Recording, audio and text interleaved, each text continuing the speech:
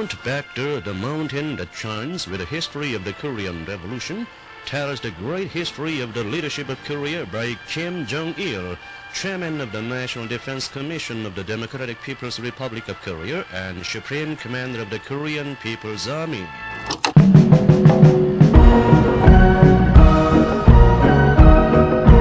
Assalamualaikum warahmatullahi wabarakatuh. Salam Om Swastiastu, Namo Buddhaya, salam kebajikan.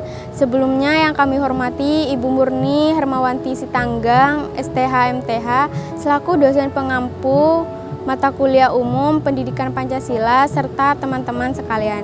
Di sini kami akan menjelaskan ideologi mengenal Juse sebagai khas Korea Utara dalam perspektif global.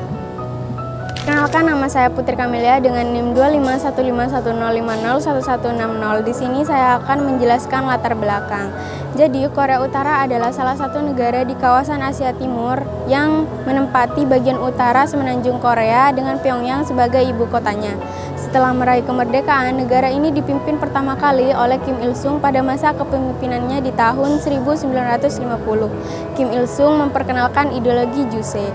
Juse berfungsi sebagai alat kontrol politik Kim Il-sung sekaligus membatasi pengaruh asing yang dianggap berbahaya.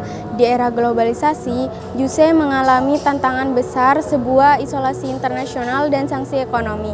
Namun demikian, ideologi ini tetap dipertahankan sebagai sarana menjaga kedaulatan sekaligus sebagai identitas nasional Korea Utara. Ya, perkenalkan, nama saya Nabila Bara Purnamasari dengan NIM 25231101001. Di sini saya akan menjelaskan implementasi ideologi Juse di bidang politik dan juga ekonomi. Yang pertama ada di bidang politik. Ideologi Juse diwujudkan melalui sistem pemerintahan yang terpusat dan juga otoriter, yaitu di mana kepemimpinan mutlak dipegang oleh pemimpin tertinggi. Selain itu, Korea Utara juga menganut sistem satu partai, yaitu Partai Buruh Korea, yang di mana partai tersebut menguasai seluruh aspek pemerintahan tanpa adanya oposisi. Kedua, di bidang ekonomi, Korea Utara menerapkan sistem ekonomi tertutup, di mana mereka mencukupi seluruh kebutuhan mereka sendiri tanpa adanya bantuan impor atau kerjasama ekonomi internasional, di mana Korea Utara menguasai seluruh alat produksi, sedangkan masyarakatnya bekerja dalam unit-unit kerja yang telah ditetapkan oleh pemerintah. Perkenalkan, nama saya Hilya Diabahid dengan NIM 25151011093. Di sini saya akan menjelaskan lanjutan dari teman saya, yaitu implementasi Juse di Korea Utara. Yang ketiga itu ada dalam bidang pendidikan. Dalam bidang pendidikan, ideologi Juse diimplementasikan sebagai alat utama indoktrin sebagai bentuk kesetiaan warga negara terhadap negara dengan pemimpinnya. Sejak usia dini, anak-anak di Korea Utara itu diajarkan untuk menghormati dan mengagungkan keluarga Kim sebagai bentuk pemimpin revolusi. Dan akses informasi dari luar negeri itu sangat dibatasi dan materi pelajaran itu dikontrol ketat oleh negara agar tidak ada masuknya pengaruh asing. Kemudian pendidikan di Korea Utara itu tidak hanya mencerdaskan tetapi membentuk pola pikir kolektif yang sejalan dengan ideologi Juse. Yang keempat itu ada kesejahteraan rakyat. Secara teoritis, Juse mendukung pemerataan kesejahteraan dan jaminan hidup yang layak bagi seluruh rakyat. Terus negara menyediakan layanan dasar seperti kesehatan, pendidikan, dan perumahan secara cuma-cuma sebagai bagian dari sistem sosialis yang didasarkan pada kemandirian nasional. Setelah penjelasan implementasi Juse di Korea, ada perbandingan dengan ideologi Pancasila. Dibandingkan dengan ideologi terbuka seperti Pancasila, Juse memiliki sifat yang tertutup. Pancasila mengedepankan demokrasi, keberagaman, dan kerjasama dengan negara lain. Sementara Juse lebih menitik beratkan pada kekuasaan yang otoriter, nasionalisme yang berlebihan, dan kecenderungan mengisolasi diri dari dunia luar. Perkenalkan, nama saya Winda Fuadi dengan NIM 24192011060. Jadi saya akan menjelaskan tentang dampak positif dari ideologi Juse. Terlihat dari keberhasilan ideologi Juse dalam menjaga identitas nasional Korea Utara dari pengaruh asing.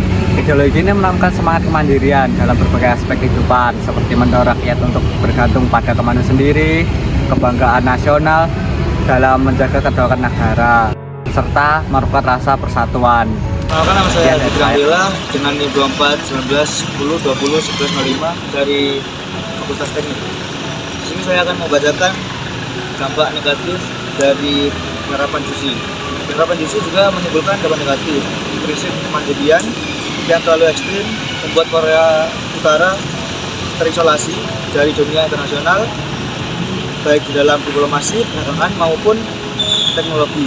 Hal ini terjadi karena menghambat pembangunan ekonomi dan membuat negara menutup diri dari globalisasi. Selain itu, JUSI dijadikan alasan untuk membangun pemerintahan otoriter di mana kekuasaan terpusat pada keluarga Kim dan kebebasan rakyat sangat dibatasi. Salah satu akibat terburuknya adalah krisis pangan berkepanjangan, terutama pada tahun 1990-an yang dikenal dengan perjalanan berat. Perkenalkan, saya James Ferdian dari Fakultas Teknik dengan NIM akhir bulan 53.